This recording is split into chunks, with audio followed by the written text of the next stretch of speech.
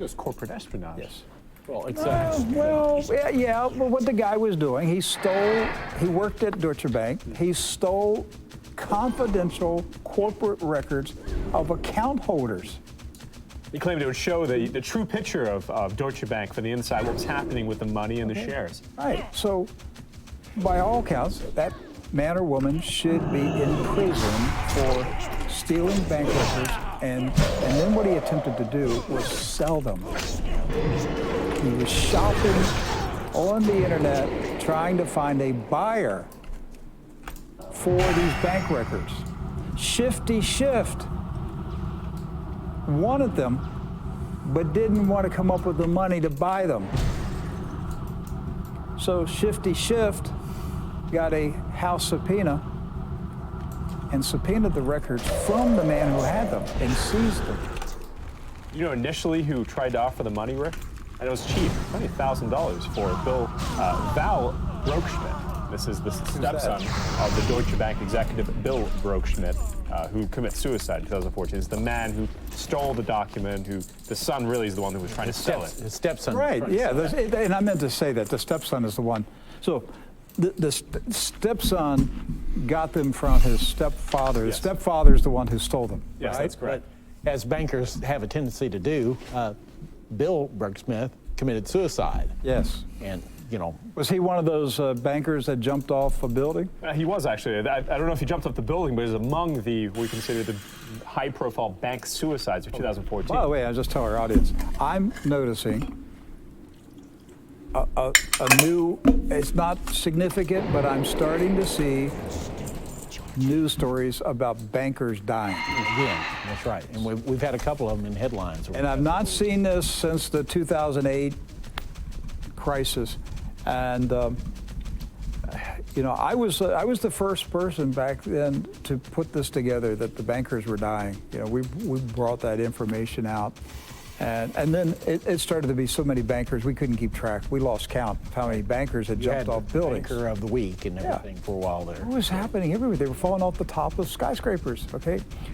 So anyhow, Shifty Shift got these bank records. It was after Fusion GPS. Yes. He got $1,000. Fusion GPS, the very group behind the Steele dossier, the original coup against President Trump. All right, now, Doc, I know you wouldn't come to me, Edward probably would, okay? What is he doing now, Rick? Because he would want to take this risk. So he would come to me and say, hey, Rick, there's a stepson of a dead banker, and he's got all of Deutsche Bank's records, and he'll sell them to True News for $1,000. It's a steal, right? Yeah, it's a steal. And it's a true story. Yeah. And for $1,000, True News can you know, release exclusive outlet to release exclusive news story on the inside story about Deutsche Bank. Well, whose bank records are we talking about? Well, Donald Trump's, but a lot of other people. Okay, there's a lot of other people in this. But here's the point, Doc. If Edward came to me with that deal, I would say, are you out of your mind? You want me to buy stolen bank records? He'll put me in prison. I'll be in possession of stolen bank records. They'll say we stole them. No, they just say you bought them. We have them. Yeah. We bought them. trafficked in confidential documents. Yes. They would put me in prison. U.S. Marshals would be here. They would seize True News. If you attempted to buy it. If I even had a thought about buying it, okay, that would be a conspiracy to buy it, okay? So they would lock us up. U.S. Marshals would be here. They would seize this building.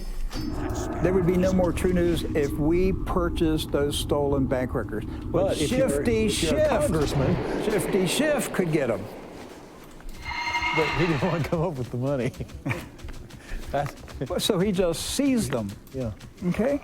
But what this story tells me, Rick, is that there's definitely a lot of journalists, even operatives, who are currently looking for dirt on Adam Schiff. And he has become this focal figure in the impeachment insanity against President Trump. Schiff is on thin ice, I think, with most of the country, especially after his parody session in the House Intelligence Committee a couple days ago now. Rick, he got accosted at an airport. Schiff doesn't travel around with an actual bodyguard. A man came up to him, and it's in this climate, it's a dangerous time, especially for someone to become the focal point of something like, especially during speeches President Trump's giving daily. Mr. Schiff is, well, he's pushing the envelope quite far. He's playing a very dangerous game in what he's doing. There's a story that John Bolton possibly could be the inside source for the whistleblower, if there is a whistleblower. So hot air, it's a political rumor mill, but they quoted actually a well-known columnist named Cockburn. He's a Washington Beltway veteran. They believe that as a parting gift, John Bolton might have not just ceded the complaint, but also ceded the information for it to take place. And one of the biggest arguments for this is that John Bolton actually kept out of the Ukraine portfolio. He would comment about it, but he wasn't involved in much of the activities. The trips, for example, John Bolton was never on them, though they were taking place during his tenure. The speculation here would be maybe John Bolton was behind not only this, but also the push on rhino, kind of neocon senators like Lindsey Graham. Remember how Lindsey Graham came out against the president often for not bombing Iran, but more so not funding the military aid package to Ukraine. And you can be certain John McCain was in favor of the U.S. coup in Ukraine. Yes.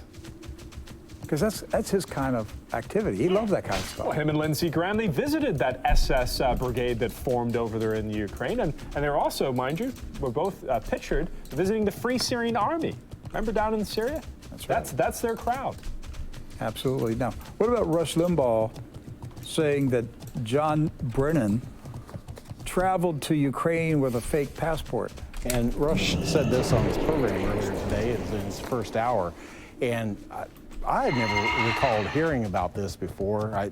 Maybe we covered it in the past at some point, but I don't recall it. But Rush Limbaugh broke some shocking news today. He said that Brennan reportedly traveled to the Ukraine with a fake passport to dig up dirt on Donald Trump. And they were doing this during the Obama administration. 2014. Now, that's the first I'd ever heard of anything like that. Have you ever heard It was that happening that early, 2014? That was the time frame, I believe, that he presented. 2014 would have been the year, 2014, 2015, especially since it would have been during the time period that John Brennan, the former CIA director, was still the CIA director. I think with this... Why does he need a fake passport if he's the CIA director?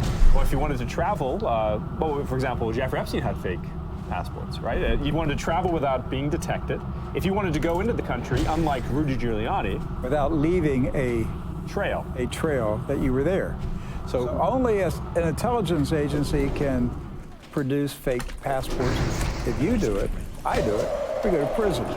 So if they do it, they get promoted. They get promoted. Rush said, I got an email. What do you mean Brennan traveled to Ukraine with a fake passport? I didn't hear that. Well, folks, I'm sorry. Let me give you the details. John Brennan, Obama's director of CIA, went to Ukraine under a fake passport so that nobody would know it was him. Fake name. Can you do that? Can you get a fake passport? No. John Brennan can't, CIA director. I'm surprised he even needed a passport. But he went under a fake passport to get opposition research on Trump. So once again, if this turns out to be true, it shows that the CIA is involved in a political takedown of a presidential candidate. It means nobody in this country can run for president if the CIA is against him or her. And it's really been an open coup for the last 3 years. Think about us. We were talking about there being some kind of coup in 2016, Hey, what's up, man? Good 2017. Or it's almost 2020. And there's been no accountability here. The last major coup push has been left unprosecuted. There's no one who's been sent to jail from the intelligence community, Rick. Now, based on what we're reading here, there is nothing that can stop the next election cycle from being manipulated and infiltrated way worse than what occurred in 2016. Maybe half the campaign staff will be agents. We have to wonder how many presidential campaigns, say in primaries, They never made it to they never won the nomination. How many campaigns were derailed because the CIA infiltrated their campaign, dug up dirt on them, and brought their campaign down? An intelligence advisor, as they would call him, or a liaison inside the campaign, messing it up from the inside. Well, this is where we're at, though, as a nation, Rick. Think about this. Those that are opposed to President Trump, if you would ask them, would you support a coup that would take down President Trump? What would they say? They'd be in favor of it, generally, right? The majority. And if you ask those who support the president, is there an attempt, a deep state coup underway to take down President Trump? I would say the majority of President Trump's supporters would say, yes, it's going on. It's happening. That's the mindset that we would accept a coup, that we think it's normal.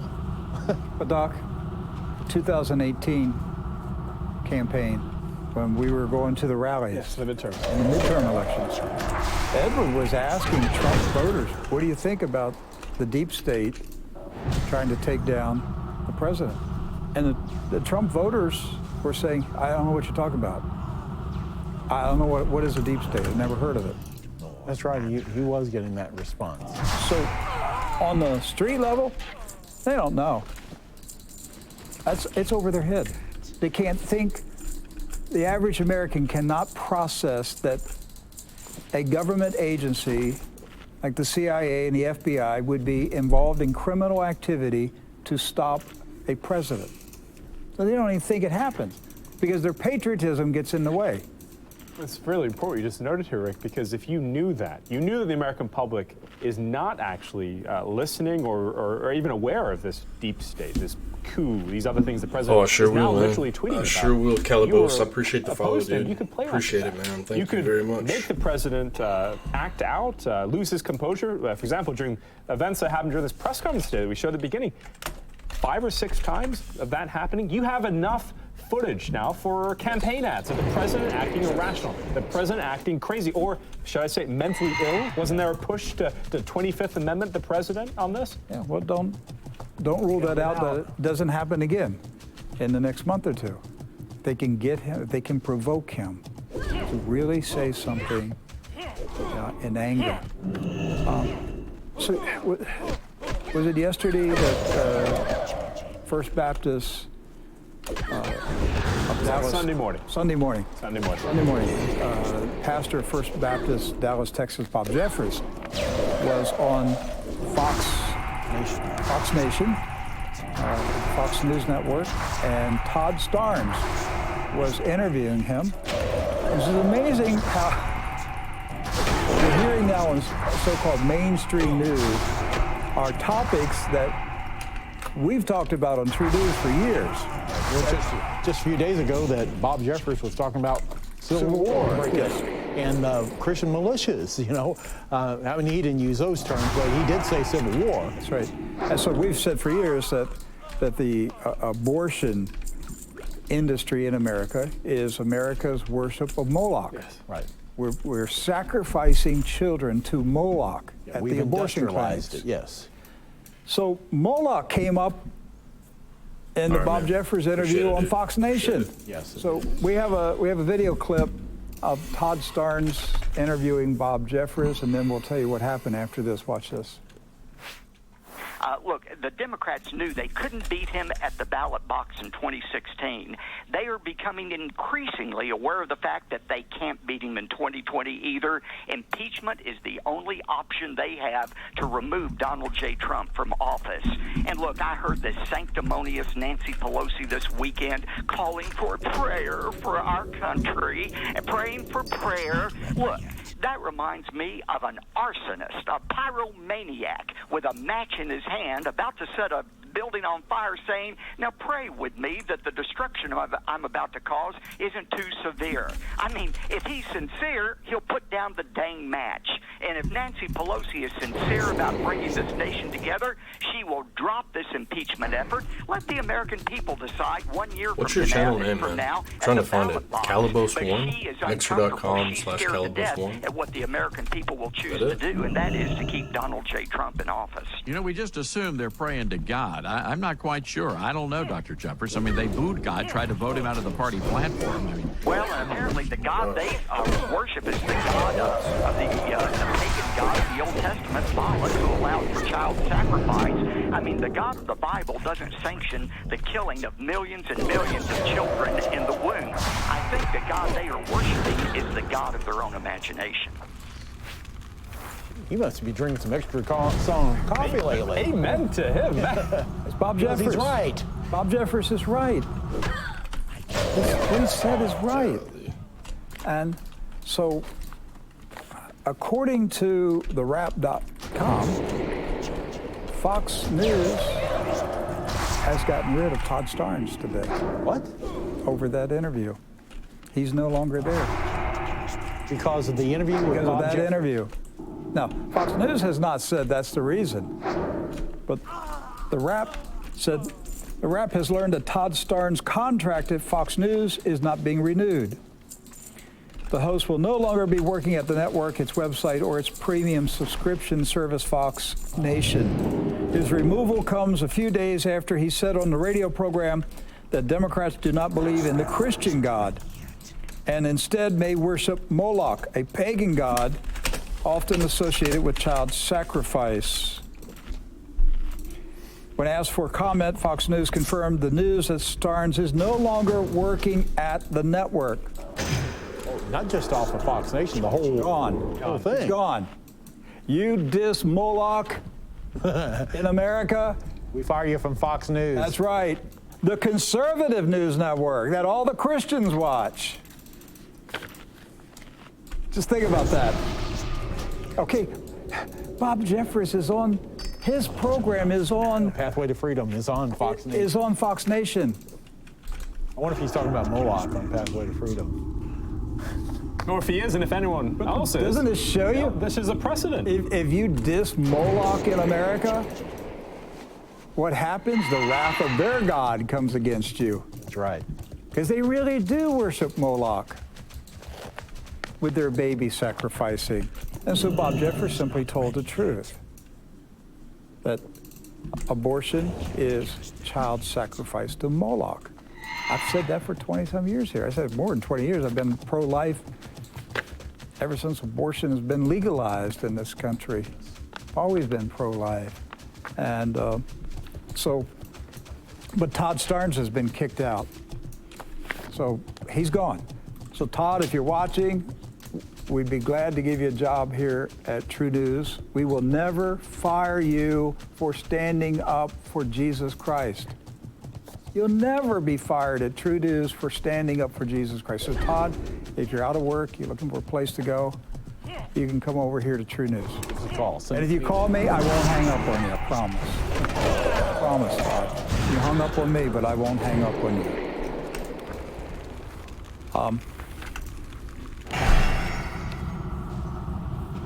Let's see, what else we got here?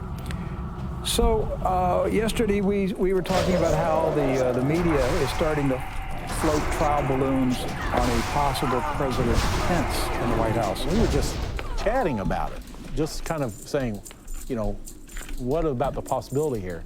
And then today, this morning, as I come into the office, my RSS feeds are showing up, you know, President Pence. Possible Pence 2020 and all these things. Well, I thought, what's going on here? Were we 12 to 18 hours ahead of the curve? Apparently we were, because now there's a lot of media outlets that are starting to talk about the possibility of a President Pence. That's what we did. So we picked up that the Bloomberg article was Talking points. The talking points. They floated a trial balloon, and that was the beginning of the campaign.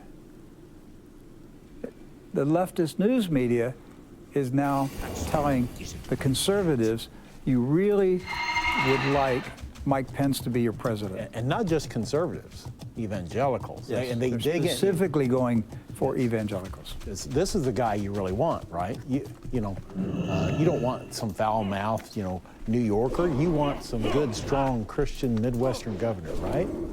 I mean, that's basically what they're selling. That's right. So Politico, how President Pence would blow up 2020. CNN, Mike Pence's moral case for removing a president from office. So they went back to the Clinton impeachment, Yes. and they got comments. Sound bites for They got sound bites from Mike Pence saying that the right thing to do for the morality of the nation was to remove Bill Clinton. So they're now playing Mike Pence's comments. And specifically Mike Pence's comments about adultery. Yes. So they were pulling those up today, saying an adulterer really shouldn't be in the White House. Yes. That's what Mike Pence was saying back We're then. going to try to make a revival of the moral majority. I mean, that's how this is shaping up. And New York Magazine, they were in a say, behind the Civil War, quote, President Trump may fear the Christian right wants Pence. Now, what they did in this piece, Rick, is they simply brought out every occasion where President Trump has either put Vice President Pence on the spot, like we highlighted yesterday, but more so, they've said that the president himself might fear that all along Vice President Pence has wanted the position and has been undermining him from the beginning. For example, who was in charge of the Tiger teams that hired this dysfunctional administration? It was Vice President Pence. That's true. Well, President Trump, I think, is pretty lonely in the White House. I think he knows. He's very much like Abraham Lincoln. Lincoln didn't know who he could trust. And obviously his gut instinct was correct. They shot his head off, all right? That was a Democratic coup to overthrow the government. And there were insiders.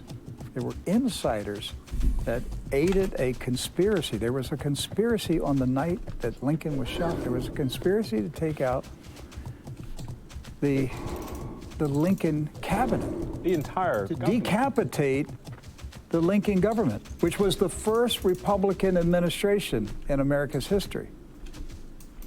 And it was the Democrats that started the Civil War and murdered Abraham Lincoln. I keep waiting for the left to make a big deal of me saying this. Apparently, they haven't heard me say it. I don't want to touch I'll it. say it again. The Democrats started the Civil War and they murdered Abraham Lincoln, the first Republican president. Did I make it clear? I think you're pretty clear. I'm really sure all the hoping somebody recorders- on the left will pick this up and say, Wow says Democrats murdered Abraham Lincoln. Please put that in the headline and put it out there for me. But normally they don't put out truth. So Well, maybe they'll put out some truth on this one. In the past 2 days, the Dow has dropped more than 800 points. Why? We got impeachment talk. It's instability. And you have Elizabeth Warren rising in the polls. She wants to regulate Wall Street, so that's got a lot of investors shaking a little bit. Even more so, Mark Zuckerberg reportedly got caught on a moment of the leaked audio, saying He's afraid she really is a socialist. Like, hey, we only want fake socialists. She's a real socialist. If she gets in, she's actually going to go after my wealth. She's going to pass a wealth tax. So Mark Zuckerberg has been captured saying he would do everything he can do to stop her. Oh, you mean like use Facebook? You mean you might use your social media platform to skew the election? Is that what he's talking about? Digital interference, I think, is what you're referring to. Yeah. So, anyhow, the markets are shaky right now. Listen, this is October. We're only into the second day of October. October is always the month of turbulence in the markets. right. Beginning of the fiscal year for the government. Yes, but keep in mind 1929, 1987, 2008, October. So what all of this impeachment talk is doing, it's making, and Civil War talk, it's making us, as Americans, it's making us become tense and nervous and apprehensive again. And if I don't know what the future is, guess what? I don't make plans to expand, to grow, to invest, because I'm afraid that the future may not be stable. That's what the Democrats and the deep state and the CIA are doing to this country. It's not good for the mental health of the country. So, Look, would they sacrifice the economy to get rid of Donald Trump? Would they? Would they? I would think they would. It'd be another thing that President Trump wouldn't be able to show his face over, because at every public event, President Trump is quick to announce it. The economy right now, it's amazing. The job reports are great. That's all because of me.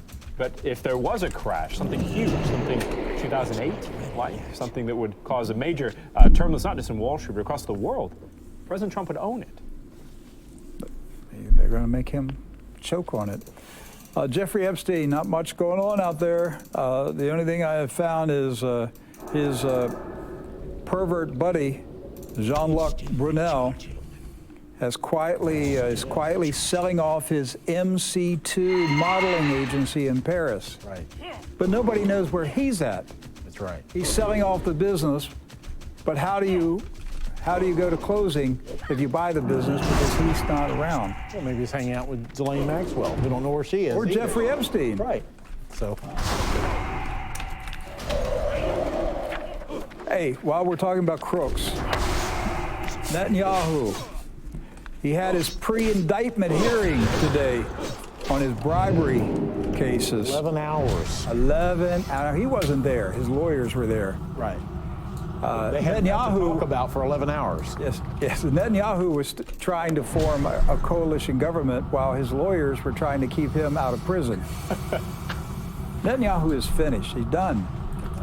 I don't know what he could possibly do to pull off. I guess I shouldn't. I mean, he's Netanyahu. You shouldn't show him short yet. He's the week left here. Yeah. He's capable. He's supposed to meet. No, today's Wednesday, isn't it? He was supposed to meet with Benny Gantz today, but that was canceled. Right. Gantz's campaign said we have nothing to talk about right now. But tomorrow, that's why we can't rule out that Netanyahu could hang on. Tomorrow he's meeting with Abby Lieberman. Right. And Lieberman is controlling like 8 votes in the parliament, in the Knesset. That's 8 votes. It's enough to create the ruling majority. Yes. Yes. Now, Abby Lieberman has said that he would not serve in an administration with Benjamin Netanyahu. So maybe something shifted with Abby Lieberman at this point, or maybe there's a future coalition with the Likud party without Benjamin Netanyahu.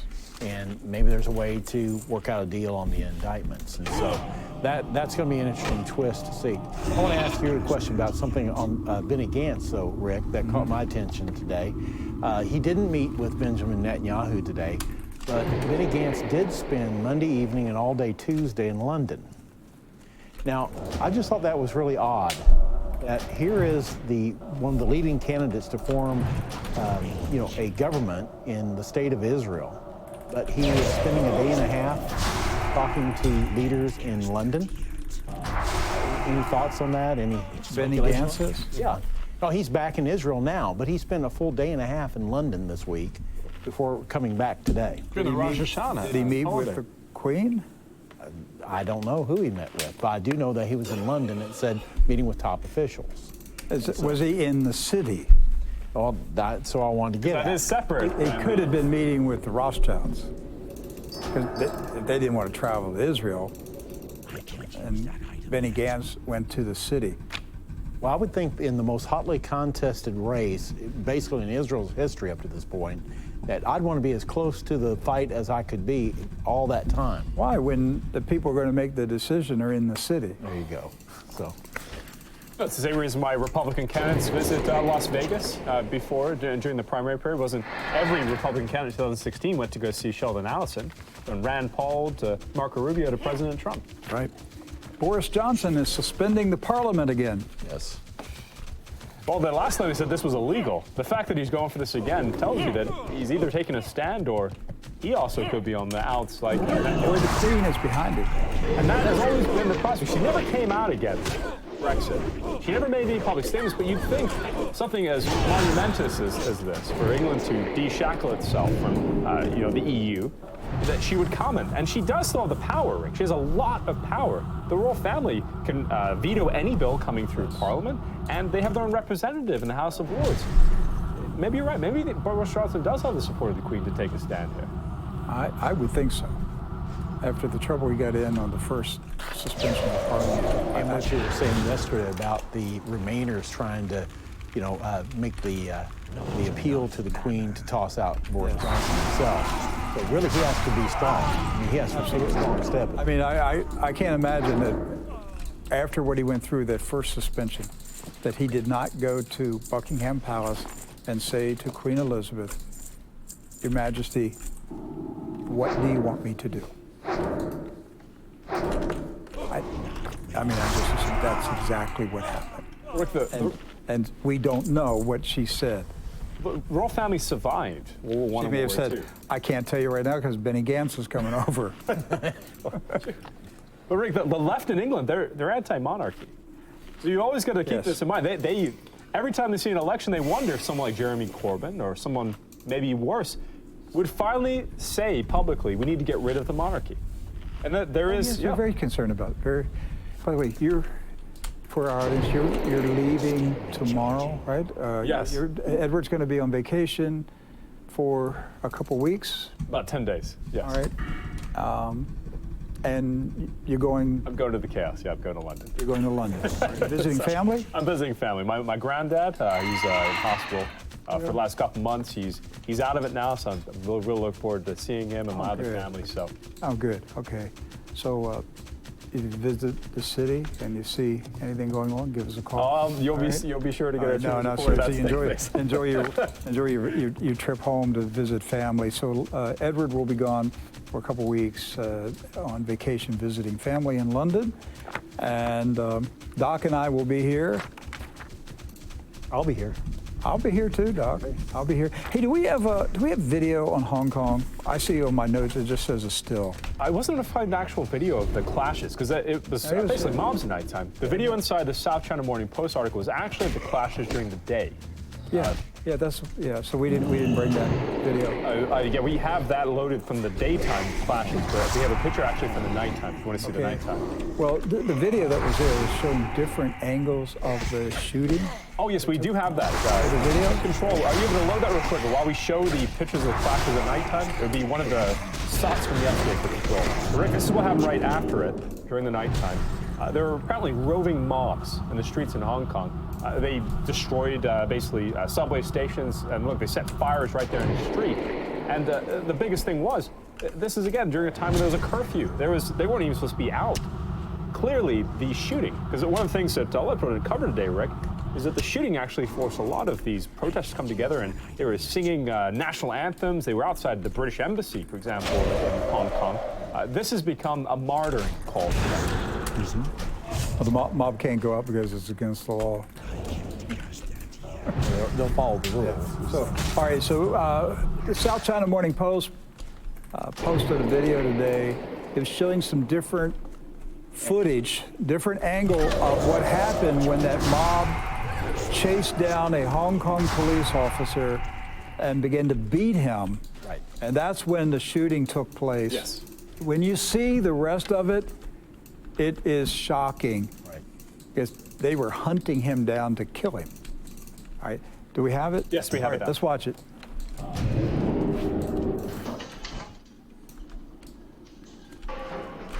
It's still recharging.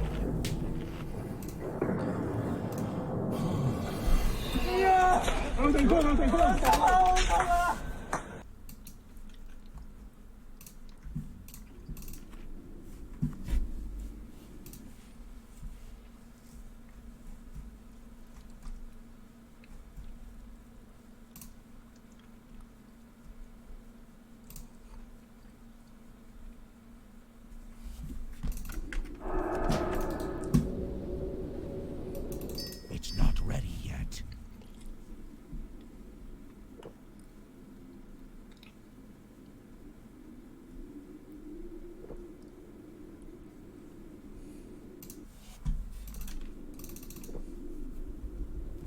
You've probably heard why the central banks and the banks. Well, today we're going to discuss repos. And I'm going to show you how they are signaling the breakdown of the central bank experiment that started in 2014. I'm going to explain in simple terms exactly what they are, and maybe even more importantly, how they impact you. Coming up.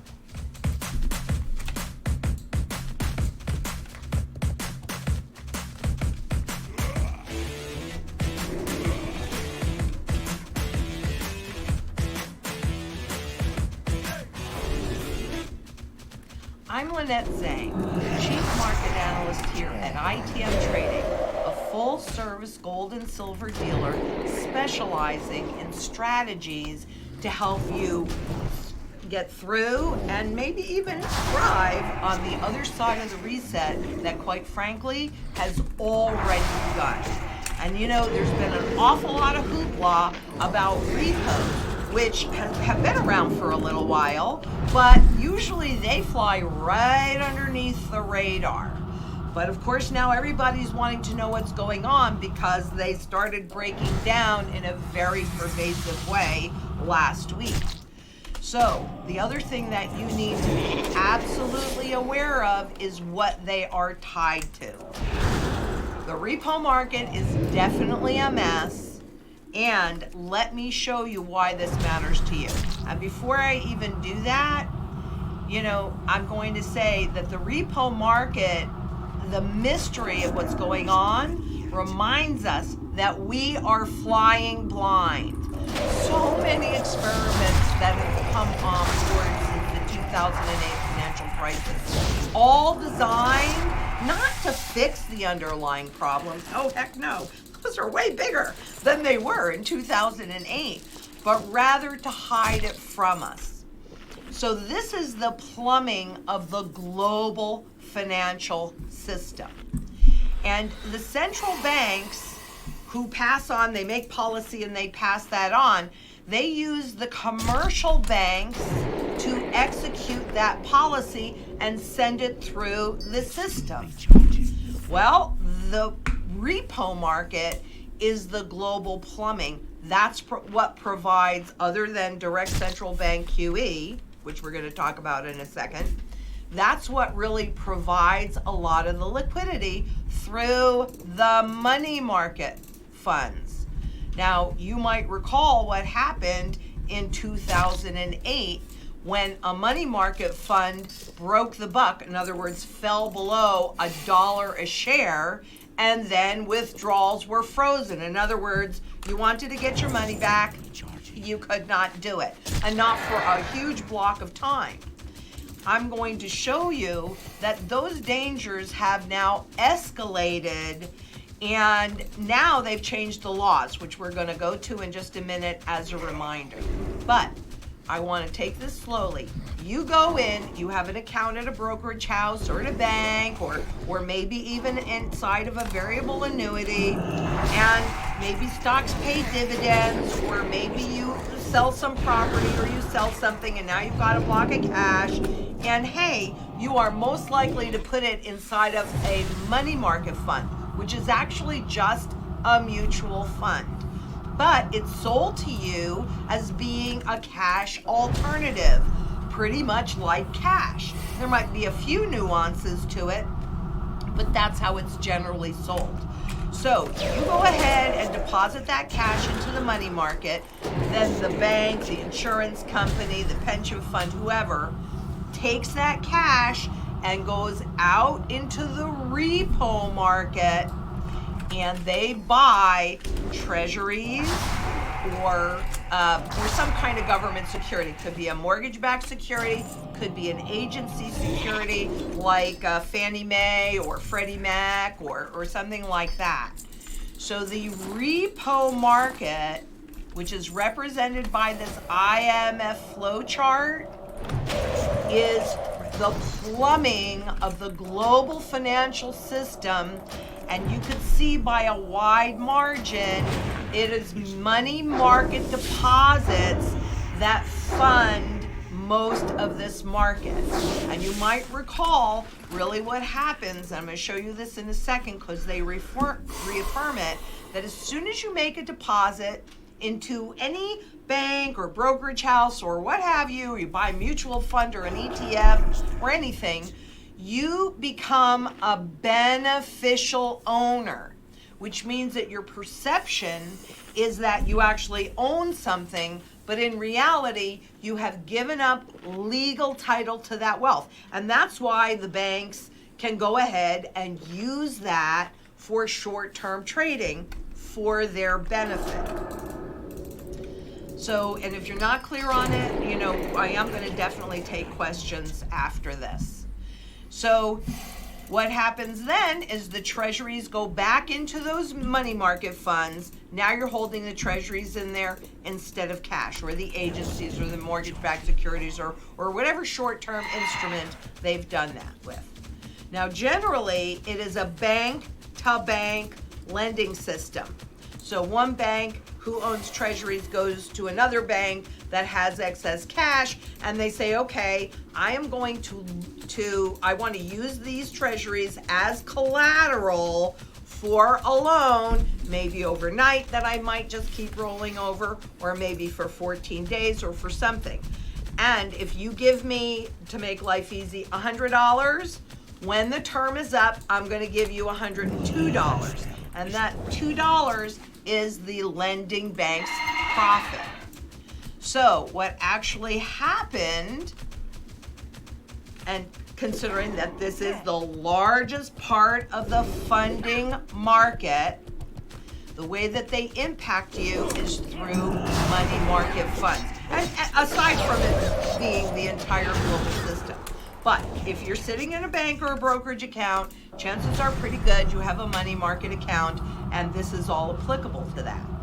But I need to take you back in history because people's memories are typically kind of short. So do you remember what happened on September 17th? There's a reason why I'm stressing that. You'll see this in a second. But September 17th of 2008, the redemptions were frozen, which means that if you had money, and I have a client that had money in the reserve primary fund, you wanted to make a withdrawal, you were not going to make a withdrawal. And in addition, people that had money in there lost some money. It took a while before they released all of the funds, but that's also what forced the government to go in, because there was a run on money markets happening. So they needed to stop the panic. So they went into the system and guaranteed up to $250,000 in money markets, and that calmed everybody's nerves. So, you know, today we probably forget about that. But they changed the laws. They never changed the behavior. They just changed the rules around that behavior. And typically that is not in your favor. Now, I've got lots of links in this. I would definitely encourage you all to follow it. But if you would like this one in particular, Megan, I think you gave it to all of the strategy specialists. So if you're working with anybody here, give them a call. They'll send you the graphic on this so you can take a look. But all of those changes that were passed in 2014 went into effect in 2016. Something that I found really interesting, you know, it's funny. It's not like I haven't used this spreadsheet before or even talked about this many, many times, but I definitely learn in layers. And what I didn't really see the last time I looked at this, but I totally saw it now, is what that NAV stands for net asset value. So at the end of the day, they revalue all of those securities, and now it's floating. So before, brokerage houses didn't necessarily want you to know that it wasn't going to be a dollar for dollar exchange, so they would keep that supported. Now, however, it is a floating net asset value, so it can go below $1. And frankly, if the government hadn't stepped in, that's exactly what would have happened, and you would have noticed that. Okay? But they go out on the holdings to 4 decimals. Well, let's see, there's only 2 decimals in the current system, right?